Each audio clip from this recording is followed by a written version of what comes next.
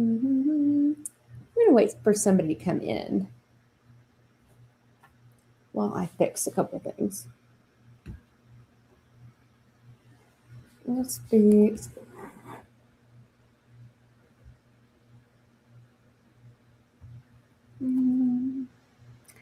Good morning. How are y'all?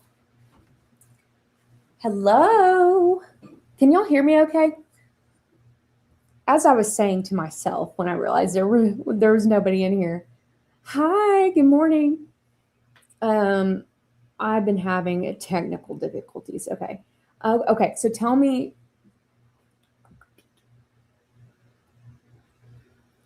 I'm going to turn up the volume. Hi, Nash. How are you? One day, we're going to have a professional gig here. But this is going to work. This is going to work. Okay. Also, let me turn up my ring light. Hang on just a second. I also need to. I'm in my office and it's like such a mess in here, and I hate this lighting because it's either too dark or the ring light is just like, and yeah, it's blinding. Hang on a second.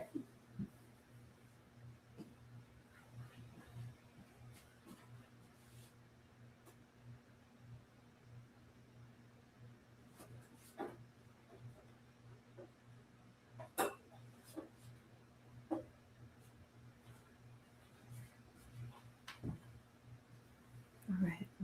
It's a little bit better. It's a little bit better. Awesome. Hi, Mary. How are you? Okay. Let me scoot it closer. We're just going to inch it closer. I wish I knew how to zoom it in. We'll figure it out, though. We will figure it out. Okay. We'll figure it out. See what I mean, though? The ring light is just like so glaring. I got to get more natural looking light in here, but it doesn't matter really. Y'all can watch, but we're here for the info. How's everyone doing? Oh, look at how glowy it is. The kids are all about the dewy glow these days. Oh, so good, Mary. They're like, dewy is like the thing. And I think that all of the millennials and Gen Xers are like, you mean greasy? Good morning. Okay, Nash. You know what? I'm going to try something else. I'm going to move my camera. You guys are the OG crew, so you guys get to see the behind the scenes of what it takes to go into a podcast. Better, but closer. Okay. See how bright that ring light is? I'm going to turn it down. Hang on. Y'all just settle in, grab a coffee. Okay.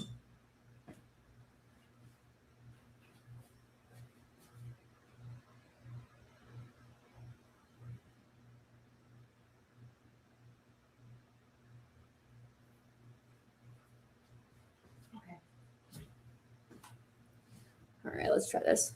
I think it's a little bit better. Okay. You know what? I have so many computers. I just need to set one and keep it that way. But I'm working on some like different do-it-yourself backdrops and stuff. How do you wake up? Let's see. I'm going to pull you guys over here so that I'm actually looking at you too.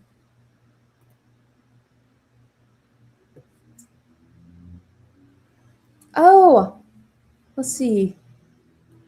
Crypto Granny is in the house from Thailand. That is awesome. How's everyone doing?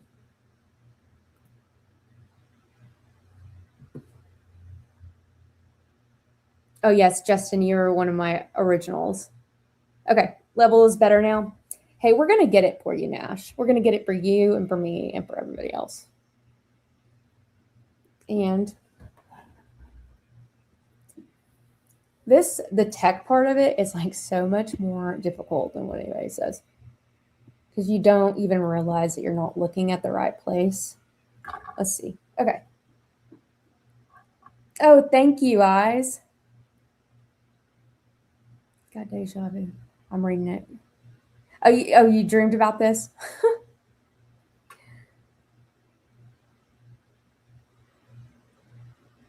Okay, awesome. Let me see.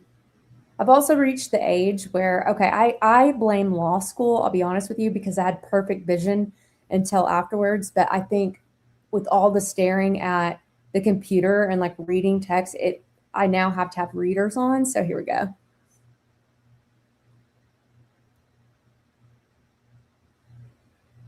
Oh, the pink shirt. This one is a pink shirt I have not worn on here before. It's very Western style. I get a lot of stuff for free from Amazon. So this is perfect because you guys get to see all the fun outfits. Let me see who else is in here.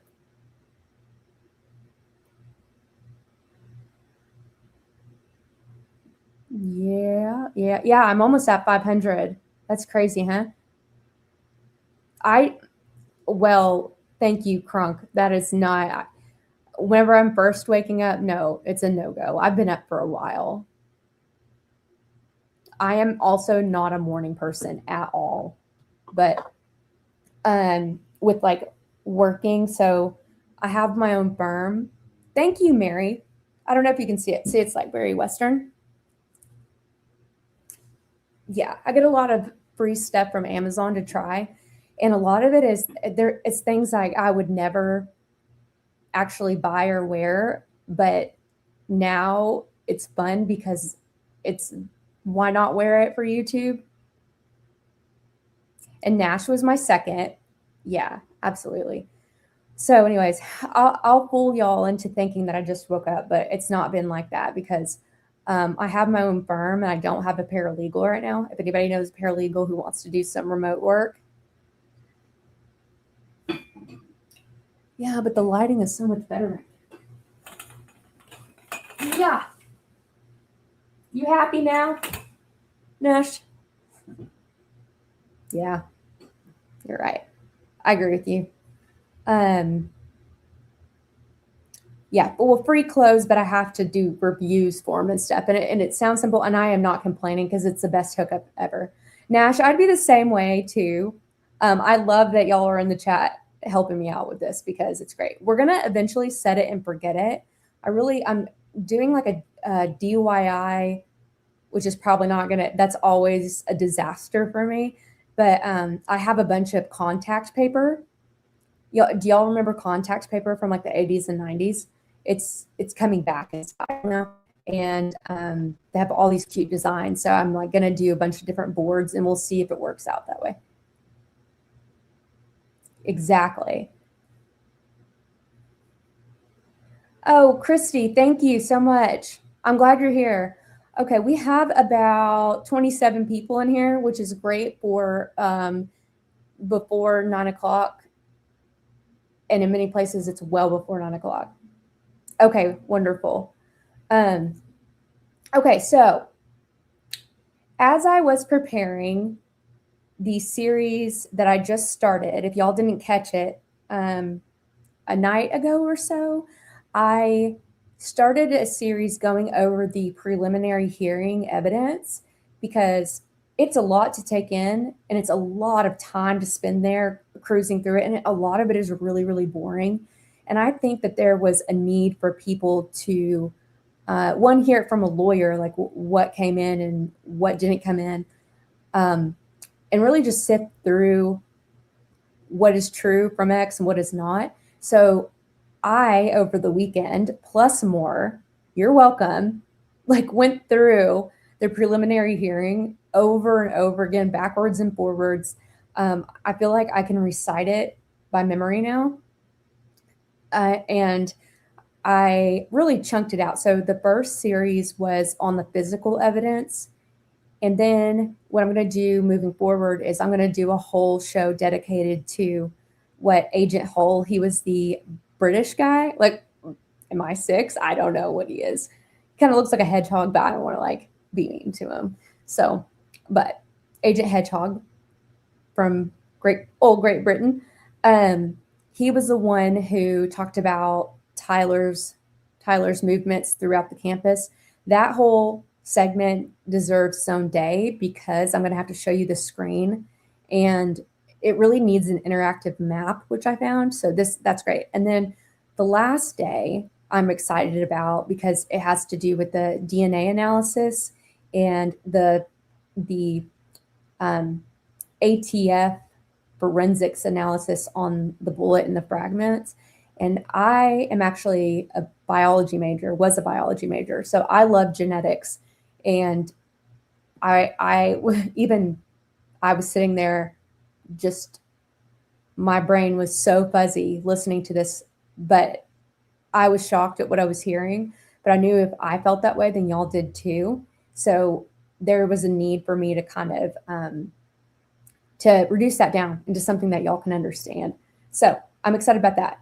Anyways, this episode is now going to be based on, it came to me that I really think that there's evidence that UVU that day was supposed to be a mass shooting, or, I hate even saying it, but I had wondered if people were starting to wonder that themselves.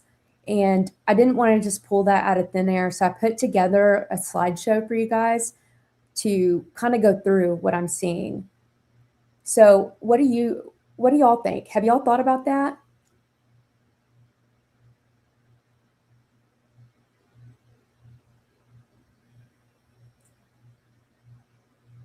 Oh, okay. Yeah, you're right. Full screen. Thank you.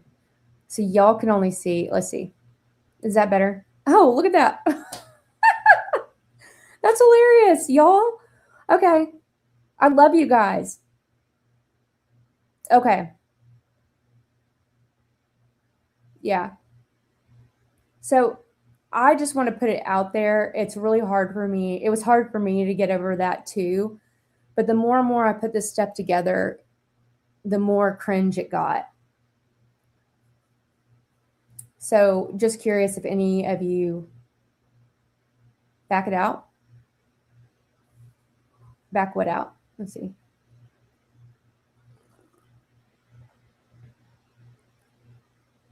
Okay.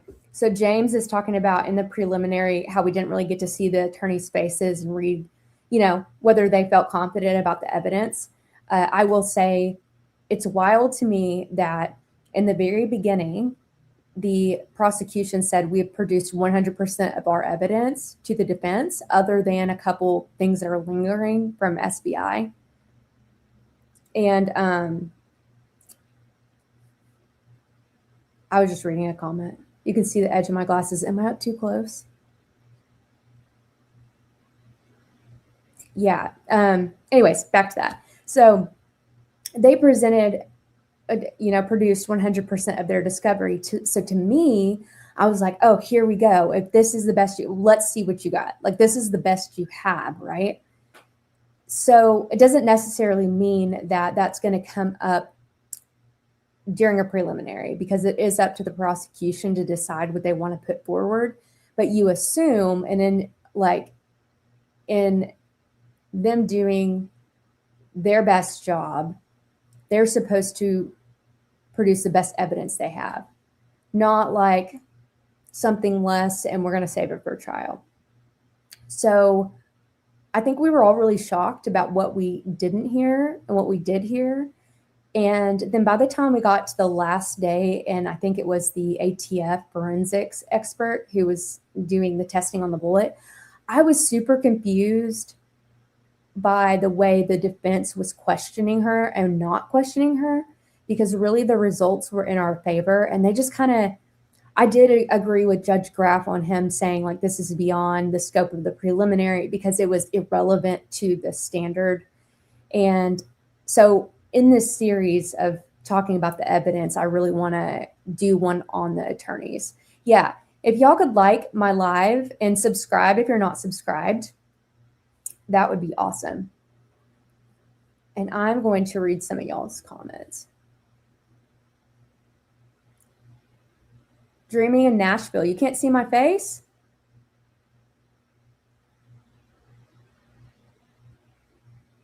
Let me know if you can't see my face. It looks big to me. Let's see. So Mary thought, yeah, they're supposed to be, and then someone just messed up their plans. That's what I thought too. Yeah, I do think that they were gonna. She called me trash. I love that. Um, I wasn't thinking TPUSA targets, but I was thinking like innocent roulette style with no one knew who had live fire. Okay, zoom out. I don't know how to zoom out.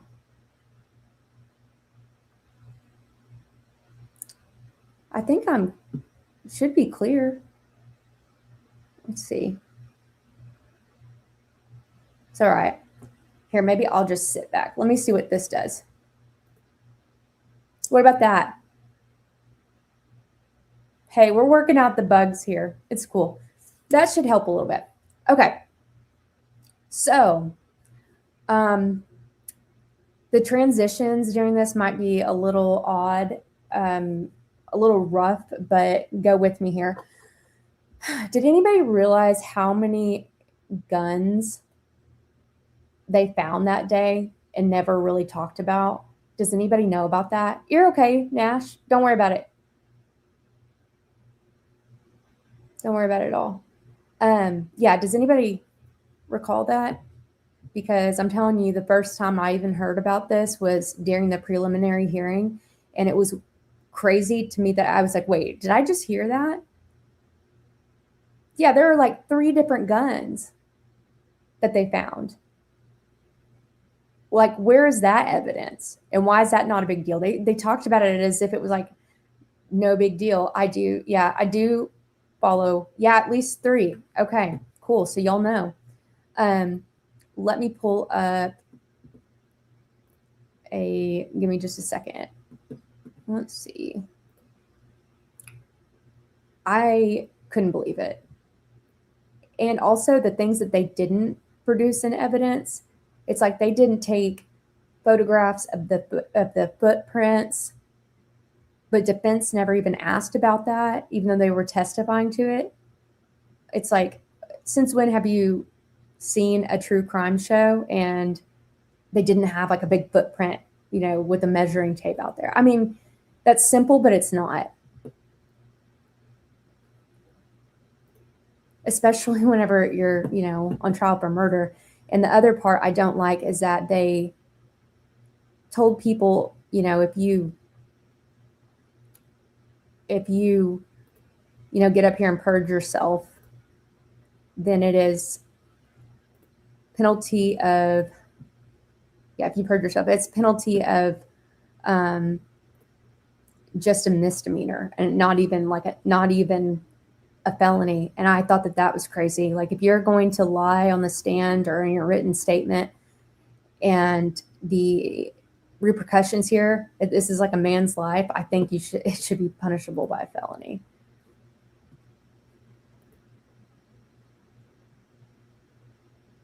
Oh, that's your Rio pick. Thank you. Oh, I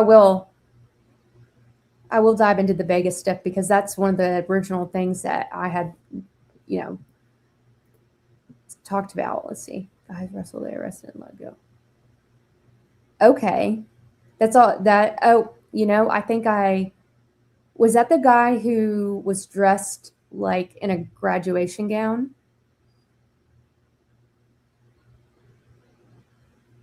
I know, not even a photo.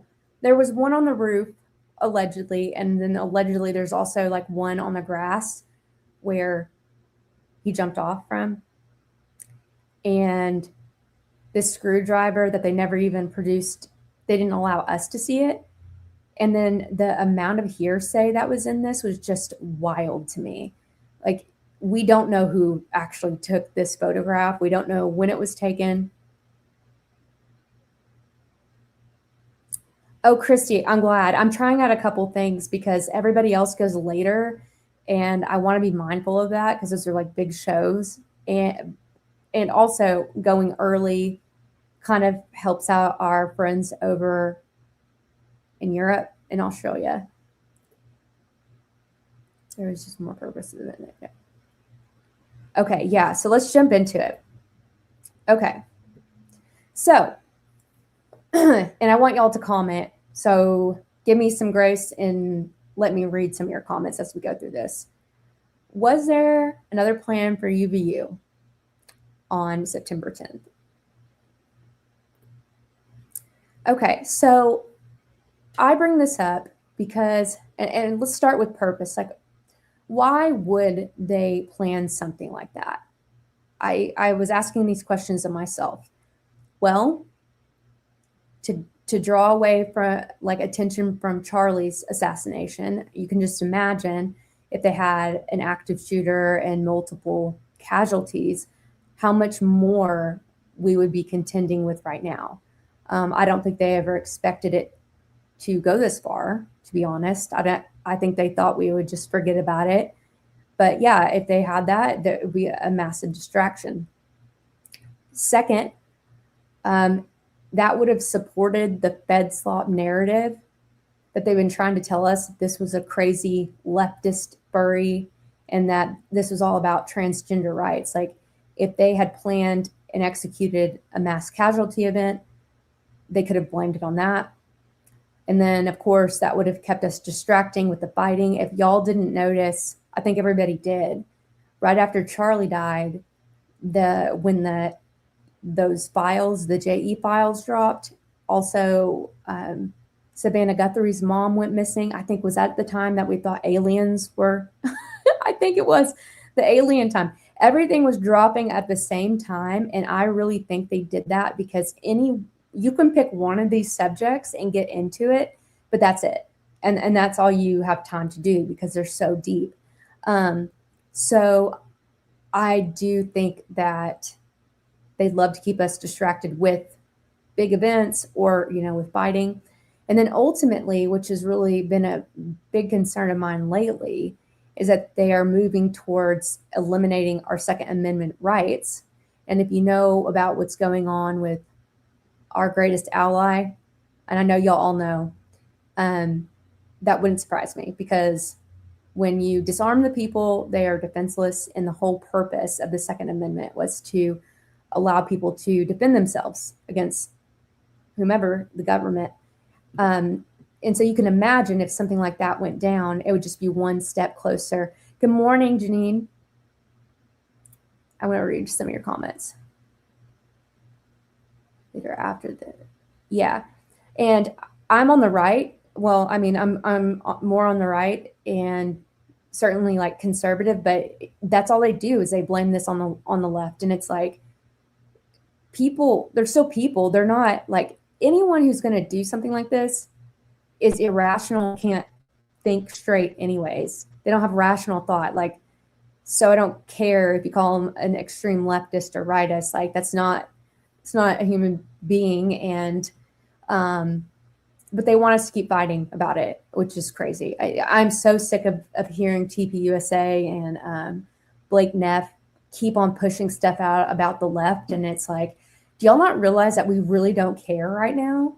Like, we have bigger fish to fry, and way to go.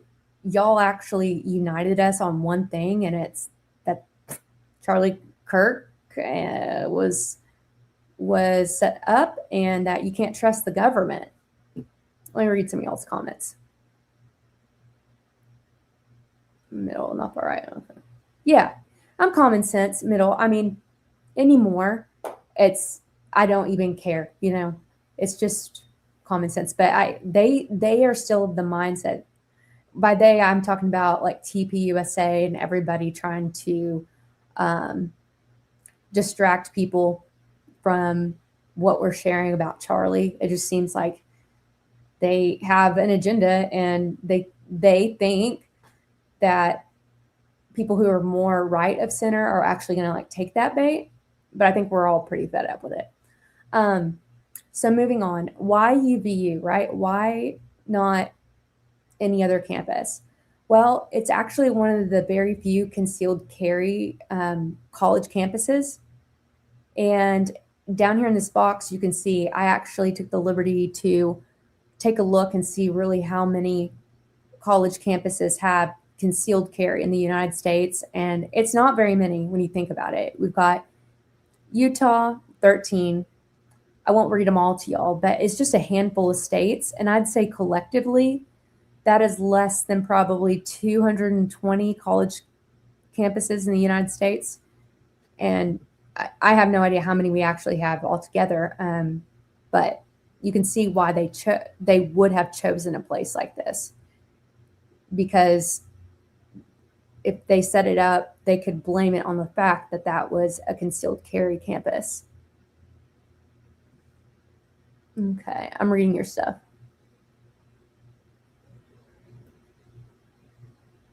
I know, Texas is 79 plus. Right. None of this was about furry trans rights. More conservative, 100% believe our government. Yeah, me too. Me too.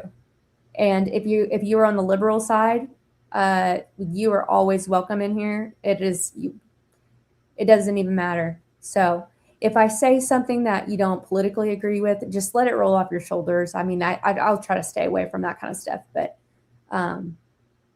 just one ear, not the other.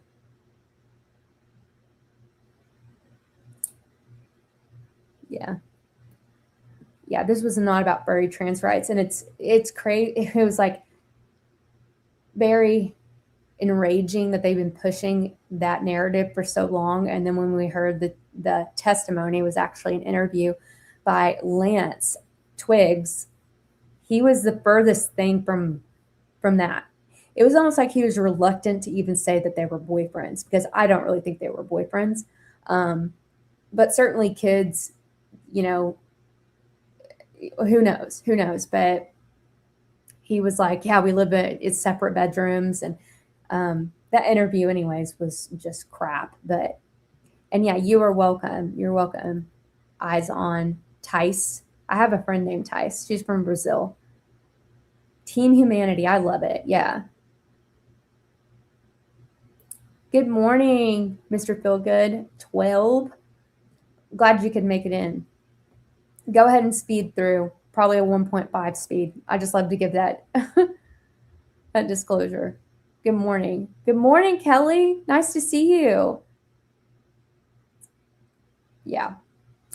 Okay, so, and also why UVU, possibly the shape of the courtyard, which we will go over. It's set up perfectly for something like this. Oh, I know. Lance obviously did not get the memo. I'm like, for them being in on this, I really do think they're patsies, but they did not coach him very well. Oh, I'm glowy. I say that, so that's what the girls love now. It's called a dewy thing, but we all say it's greasy. So, okay. And then my theory on why it might have changed is that if you think about the people who knew, you know, if we're going on the theory, in just my opinion, that people knew that this was going to happen, we're thinking that the people who knew were quite a few that were there that day, shimmering. But I don't think that those people would have shown up and put themselves in harm's way if they thought that they were going to be possibly taken out. And I mean, that's a pretty basic, simple hypothesis on it, but I just don't see any of those pansies showing up to a mass casualty event. Oh, yeah, moist. Oh gosh, Justin, jeez. Okay, so moving on. Okay, so this is what I wanted to go over with you guys about all the evidence, not all the evidence, but the guns that they just didn't even talk about. And you might recognize some of these key players from our first presentation on the overall physical evidence, but we're back again. So I just quickly put this in a little chart for you guys so we could go through it. So we have UVU police officer Chris Bagley. If you remember, he's the one who had the body cam footage that went out. Okay, so he talks about seeing an empty gun holster in the courtyard.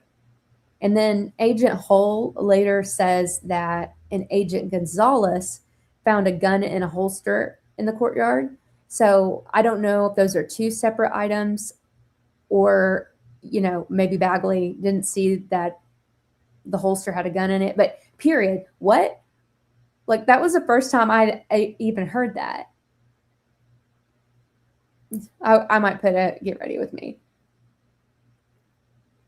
Yeah. Had anyone heard that before?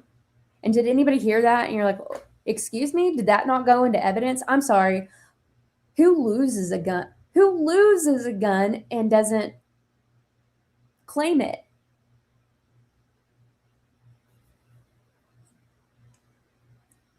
I'm going to take a sip of coffee right now. I don't know. I don't just lose guns or anything like that and not go claim it. Thank you, Mr. Feelgood. Yeah, I think that they certainly have some acting, but Falmina needs to do a little bit more review because I could tell her give.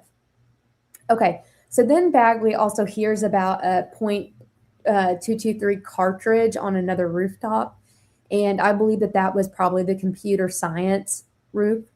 And later at the very end, Agent Hull comes in here and provides an explanation for the unspent cartridge. He said it was their protocol that when a police officer loads a gun and then doesn't use that bullet, that they go ahead and they automatically they take it out. What's weird about that, though, is why would an officer, I'm thinking about this now, why would an officer not pick that up?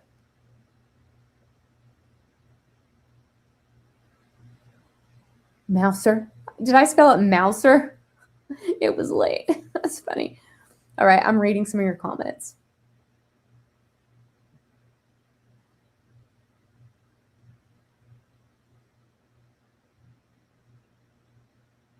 There was more than one extra gun.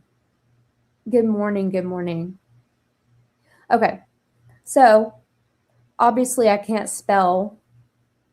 It's a Mouser. Found the Mouser. Okay. Then, did y'all hear about a gun found at River Street? Yeah, I would never cycle a bullet on a roof either. And I would certainly pick it up if I did. It's occurring to me how stupid that is. Yeah, so she is the one who found the Mouser. And yeah, so, and we hear about a gun found at River Street. Let me see if the next slide is River Street. Yeah, I just want to show you guys this. This right here, okay, if you can't see my cursor, to the left, that left box is UVU. I searched for a River Street. There is no such River Street in Orem. There is a Riverside community over here, and this is the best you're going to get. So I would really like to know what the heck they were talking about.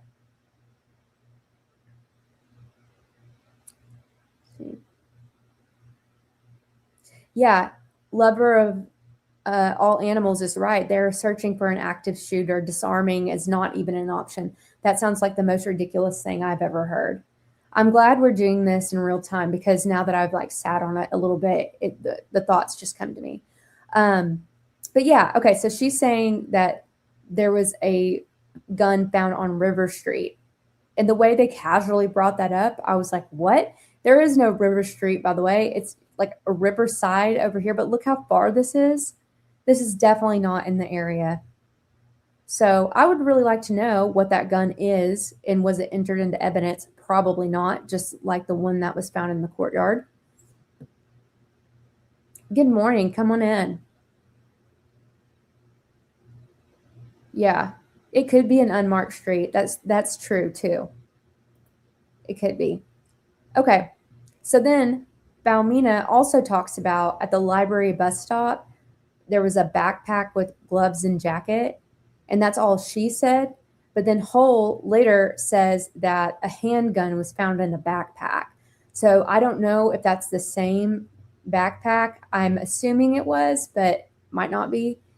And if I'm right, well, whichever one they thought needed to be DNA tested, they actually sent the DNA swab off to the FBI lab. And funny enough, they called the lab and said, hey, don't worry about testing that. The backpack belongs to one of Charlie's security team members. So we're up to 3 guns now that we're not really ever even talked about until the preliminary hearing. And I would really like to know why none of that was entered into evidence. Seems kind of relevant, right? So we talk about the handgun in the backpack, and then how I talked about Gonzalez found the gun in the holster. It could be this holster here. And then he's talking about clearing the gun on the roof, which is just very so specific. Missing Chris, who we have been identified as wearing a gray plaid jacket. Okay, so moving on. I showed y'all that. And then this is just another example of, if you take that graph that I just showed you guys, these are the places in which they found all that.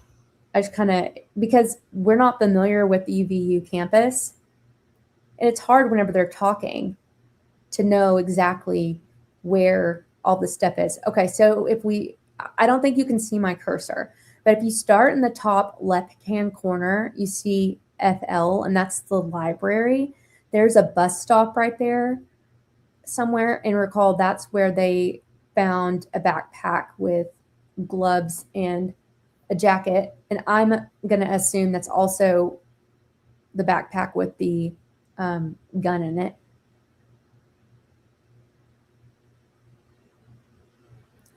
Lever, I will come back to that question. In a second, again, River Street, that could be fun. Yeah, I have questions about Qureshi too.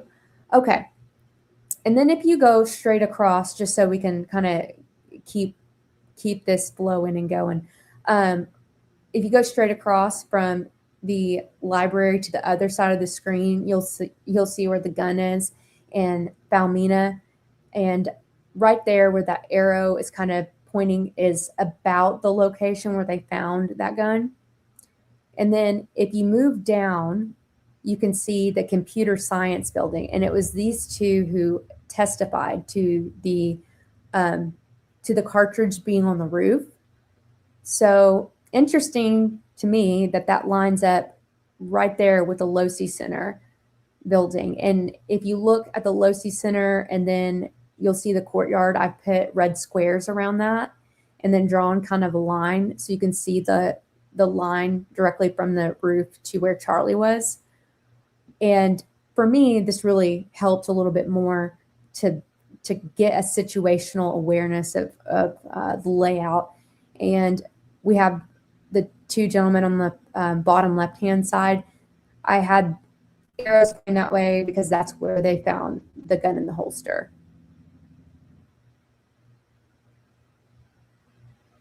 I don't know. I don't think it was a a public bus stop, but I don't know. I don't know the answer to that question. But yeah, going back to the clearing of the gun, that happened at the CS building. That's computer science. And for reference, go to the bottom right-hand corner and go up to where those arrows are pointing. So that would be where they found the unspent round, where allegedly there's an officer who claimed it. They never said who it was, but that he was clearing out his gun, and they definitely came up with like some fabricated story. And now seeing this laid out, it's very interesting to me how that lines up directly with the Losi Center, and there, you could draw a straight line from where Charlie was to the computer science building. Okay. So these facts here further kind of support my theory that they might have been planning for something like this. So there were only 6 police officers on duty for thousands of people. There were no magnetometers, which are the metal detectors. The shape of the courtyard, which here I've given you a couple different views. This is from the side. So if you do the bottom left-hand corner, you can see where I wrote Charlie. That's where Charlie would be. And then over on the right side, Losi, the Losi Center building is further back. And then I will click over to the next one. So this is the railway, I think, by the Hall of Flags. It's what you're seeing closest to us. So I have Charlie written under that. And then you can see the Losi Center in the background. Okay. Let's go back one. Okay, so the shape of the courtyard, you can see how there are just buildings surrounding this. I would hate, that would be the worst place for something like this to happen, because it's surrounded on nearly every single side. And obviously you can get through places, but it's a bowl. It's like the Coliseum to me, is what it looks like. And then it was a concealed carry campus, remember, as we talked about, because that would, if they're trying to take our Second Amendment rights away, that would be the type of campus they would want to do something like this on. Okay, the proximity of the FBI. The FBI is located in Salt Lake City, okay? And that is a solid 45-minute drive. They responded to the scene so quickly. They were in the area, which, I mean, is weird, unless, you know, you're thinking, well, they knew Charlie Kirk was going to be in town just in case anything goes down, but that's not what they said. And it's also weird that the FBI would be responding to that, right? And I will tell you guys this, I know one of my former clients is, I will just say, I'll keep it broad, law enforcement in and around Orem. Okay, I actually talked to him the other day.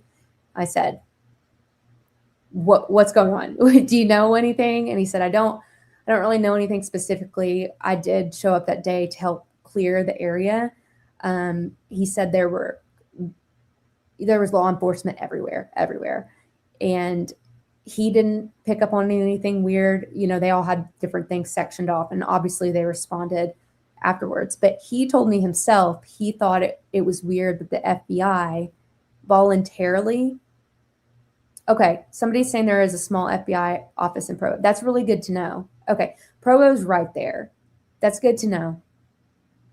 I want to know, that's making me wonder. I might have to go back and listen to her testimony or see which office Balmina was out of.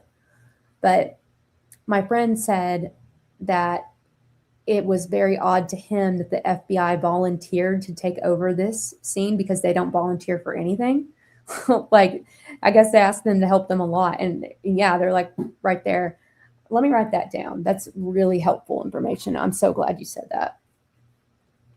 And I'm going to get back to these comments because y'all are saying some valid things. Let's see. Provo does have a small office. I'm curious if Balmina is out there or not.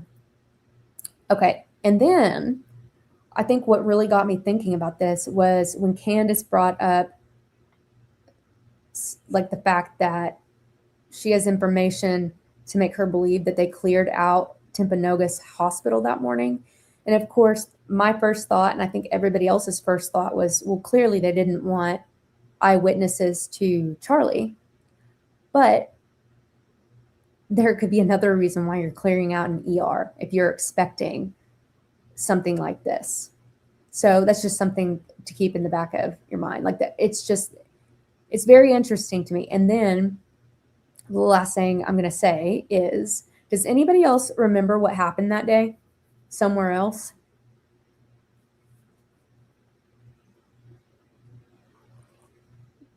Yeah, they told us we couldn't fly drones. Okay.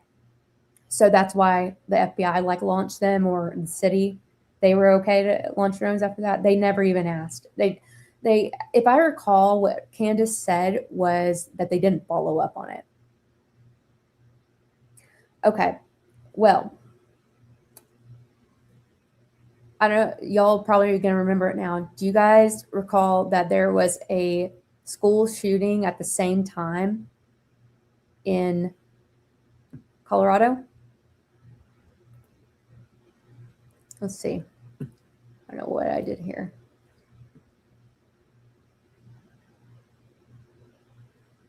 Yeah. So this is what was crazy. I really hadn't looked into that school shooting very much. I'm sorry to say that I just got so caught up in all this other stuff. I didn't know how old the kid was, how many people died. Okay, so they're in the same time zone. Charlie got injured. I'm going to say injury at 12:23. That's when we see his wound. This young man takes his first shot at 12:21, same time zone. Yeah, a lot of people who were just being terrible that day were all, saying, well, I feel bad for the kids in the school. I don't feel bad for Charlie. And I'm like, whatever. But this kid was radicalized, and I think I thought he only shot like 2 kids, but I say this, it's a high school. But apparently he injured 4. I think he's the only one who died, but some of the other ones were in critical condition. It wasn't in Utah, but it was in Colorado. And you know who's in Colorado? Victor Marks, who is absolutely, in my opinion, very connected to all this stuff. Yeah. Oh, and by the way, whenever I went to go get this clip, look at this. FBI was aware of Colorado high school shooters' troubling online posts before attack. I mean, that's fine the way you say it, but now we're really questioning the government and who is picked, selected, groomed to do these kind of things. So I thought it was quite a coincidence that this school shooting took place. And in my mind, I'm thinking, they want it to be multiple school shootings at one time to bring more attention to it? I don't know. It's just a lot of unanswered questions. Yeah. I don't know. It's weird that the FBI knew about his troubling post before he did it. Why didn't they do anything? And it's horrible to sit here and tell you guys what, I'm thinking, what everybody else is thinking, because it's hard to believe that, well, we don't want to believe that the government is in on it, but, why did the FBI volunteer to take over the crime scene? Victor was thinking that he was about to quit. Yeah. Yeah, Victor could think all he wants. He's definitely not getting those patents. But while I was researching this too, it turns out Colorado has had like the most school shootings since probably Columbine. And the more and more I find out, the more I wonder about what's really going on here. Yeah. Well, Mr. Feelgood, it's interesting you say that they isolate these people, these kids from society. But what I'm seeing now is more of normal kids. The kid who they said did the Butler shooting, and I do believe it was him, was a normal, nerdy, I just want to say nerdy, but smart kid who everyone really liked and got along with. And he was making plans to go to college that fall. So I have to wonder if they don't program them, and then when it's time, they say go. They do a lot of odd things, and their psychological tactics and such. Because the more we learn about these kids, the less I think that they would do something like that. Yeah. Yeah.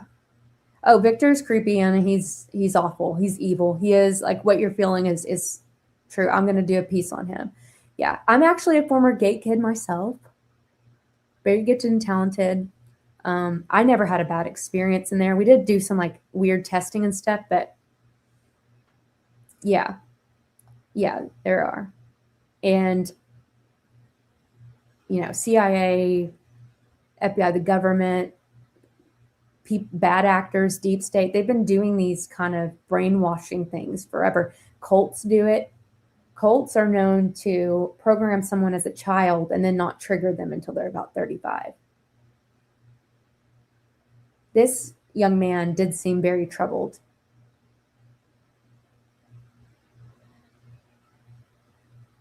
Google search their names.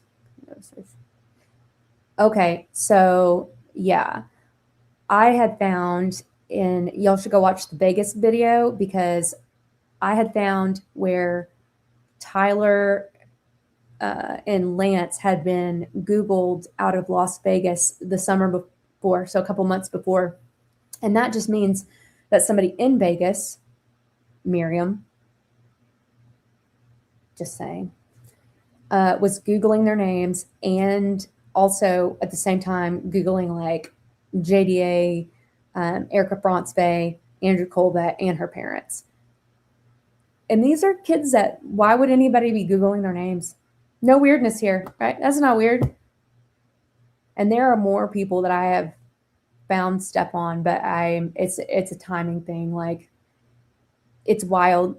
I think I told someone on the last live, y'all just be careful about who you're interacting with on X, because I think for the most part it's fine, but I know that there is at least one plant that's pretty big over there on X, and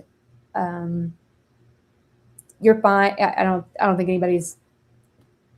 I say that as a precautionary of like what you believe and who you support, but it's not a podcaster, so you don't have to worry about that. But aloha, welcome in. Orion, are you in Hawaii?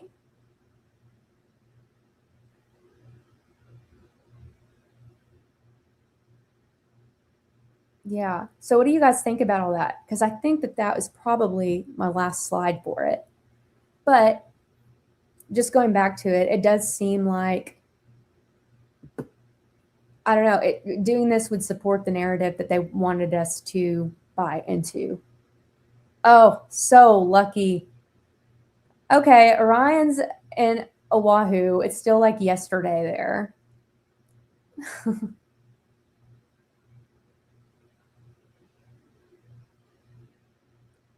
What are you talking about, Justin? Oh, good morning, Iodine. I like that name. That's cool. It's definitely different. Okay. Okay. Good. Yep. Have your account protected. It's getting creepy. It's getting creepy out there. But there's somebody that's big in the narrative that is like, yeah. It's a show. It's a show for sure. Oh, her skin tone is iodine? I'm jealous. It's okay. So just to go back over that, we've only got like 6 police officers on duty for thousands of people. No, no metal detectors. The shape of the courtyard, it's a concealed carry campus. So that would further the agenda of like enraging, people to take away our Second Amendment rights. How they cleared out the ER at Timpanogos. I mean, maybe not just for Charlie, but more. And the number of random firearms found around. What is that about?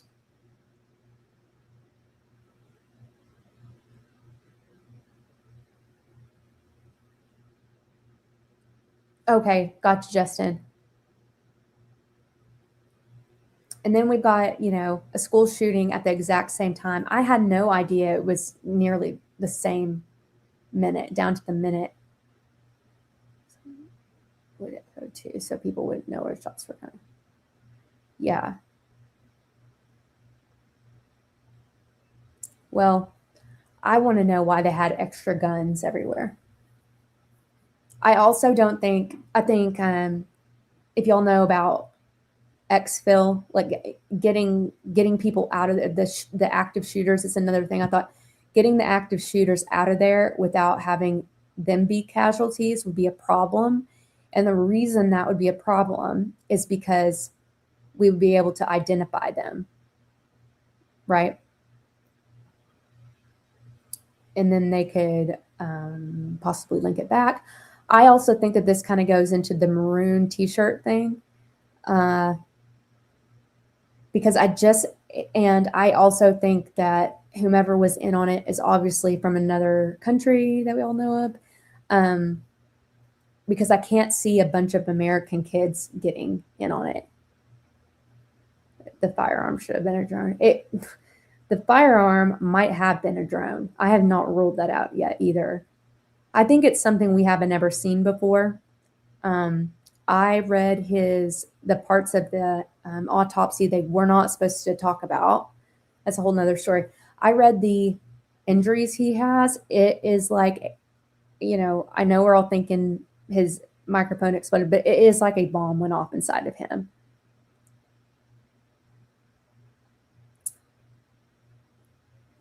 Second suspect. Okay, I'm reading your guys' comments over here. So if you need to go, you can go ahead and go. We've covered all of the substance in it for the presentation. I just wanted to put this out there and get you guys to kind of think. I certainly don't want you to just make an assumption, but these are all things that we should be thinking about. And I hate it. I think we all do, but I think it's better to know the truth.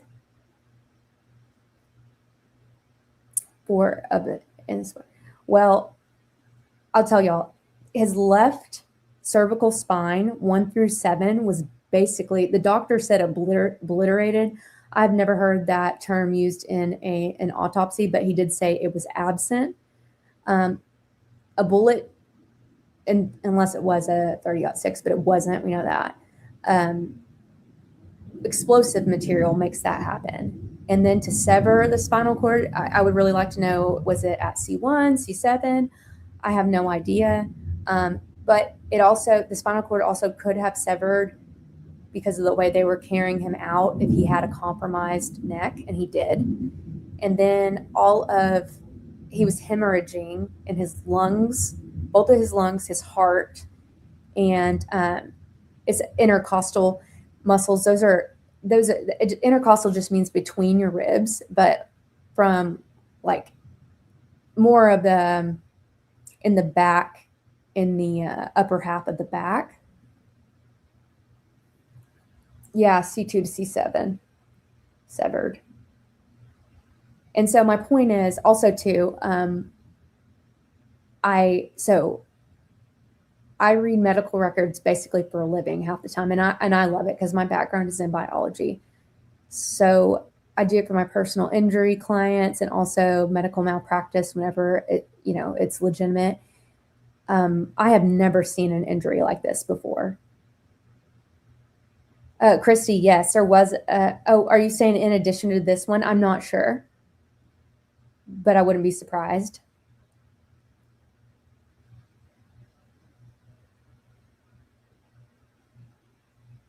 I'm reading the.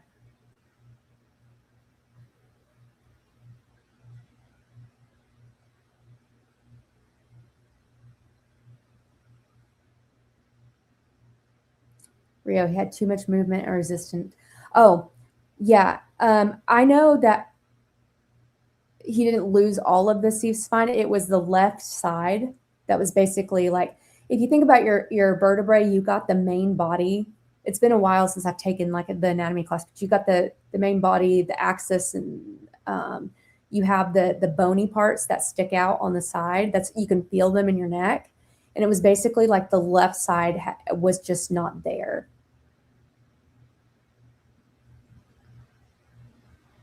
You don't believe the medical examination report? This is what my problem was with it. And you might have been in here the other day when I talked about this. I feel like the prosecution should be sanctioned for disclosing some of that information, the cherry picking what they wanted to put in that memo that they wrote in support of moving towards trial, because the judge said this cannot go out, right? He ruled on that. And whenever I file things, if there is information like that in it, like there's been a ruling on it, or it has somebody's personal information, I redact it, because the court is going to see either I redact it or I file it to only allow the court to see it. There's a way to do it. And what they did was like try to work around that. And then they only gave us bits and parts, and there's nothing else for us to base it off of. And even on top of that, they're stupid for doing that, because anyone who either works in the medical field or you don't even have to work in the medical field. You can look at those results and say, holy cow, that is not just a bullet wound. Like, I'm not saying there wasn't one, but I'm saying there is something else in addition to. Let's see. I'm going to read some of this stuff. Good job on the A+ on the bio exam. Yeah, so my undergrad was in bio, but I have a very hard time with organic chemistry. Was extremely difficult for me because I'm dyslexic as it is. So like all of the, you know, how organic chemistry goes, and it's got like the molecules going this way and then, you know, another way, like chimeras or whatever.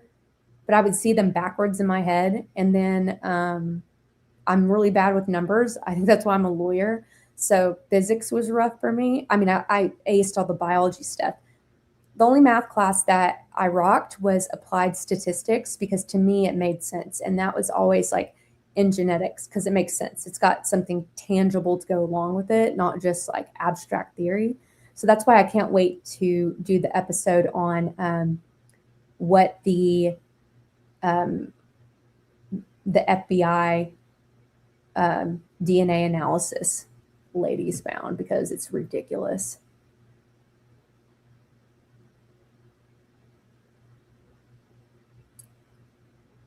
The sound did sound like a bullet, but I don't know.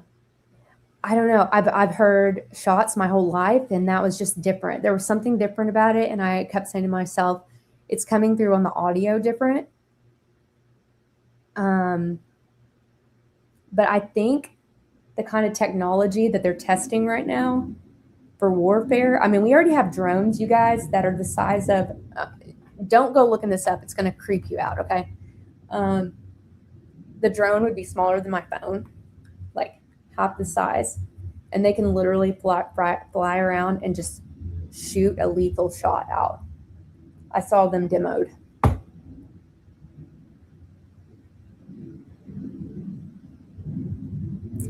I think that the patients can speak out if they got transferred. In fact, my next move is to see if I can find any lawsuits that were filed against Timpanogos, because I'm curious. Yeah, I mean, that would be one way we could find that out. I'm glad you can do math. Trash. I was pre-med. Yeah, I was. And then law school just happened. Yeah, thank you. Thank you for sharing the live stream. Let's see. Yes, and please like it.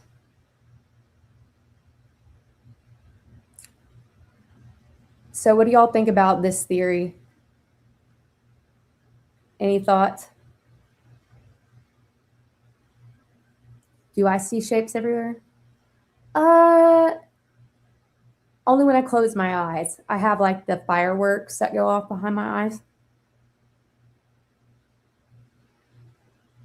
I love this. Yeah.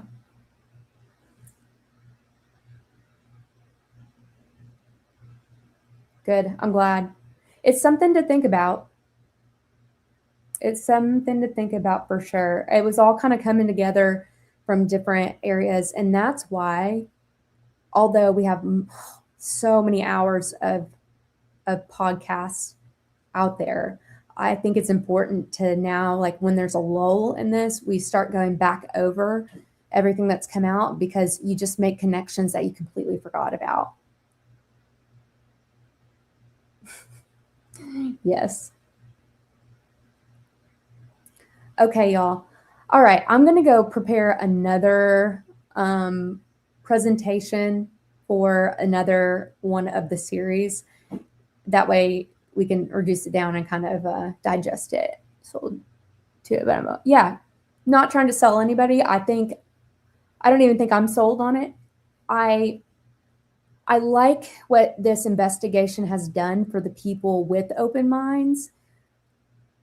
It is, and I think that's another reason why it's so interesting and captivating is because we obviously want justice, but and the thought that they could do that to somebody and your own government could do that is so enraging and disheartening. But at the same time, look at the pushback, we're giving them.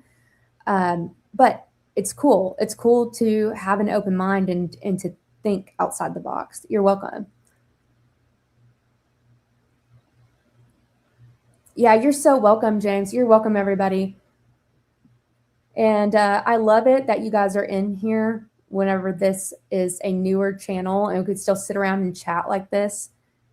And people want to talk. It's great because I can still watch the chat.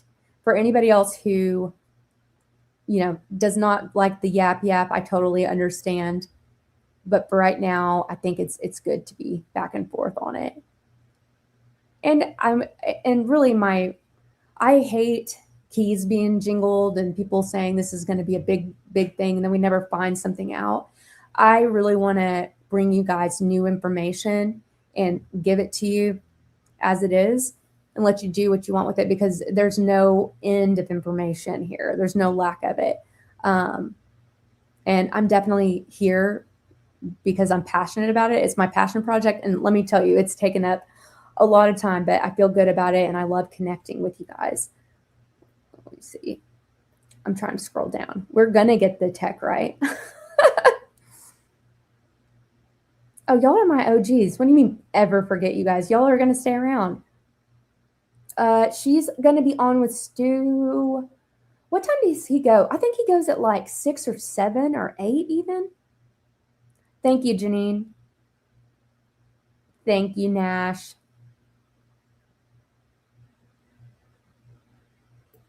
Yeah, y'all have a beautiful day. Thank you for being here. Definitely share it.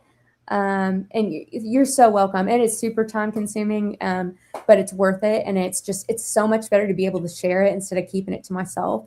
I think like I was sharing it with Anna before and she's like, you have to do it. And I was like, I cannot bring myself to do this. So, all right. I love you guys so much. You can do big things today, big and scary things. You're just letting it get to your head and getting intimidated. Don't let it happen. You can do big things. I love you. All right. See y'all later.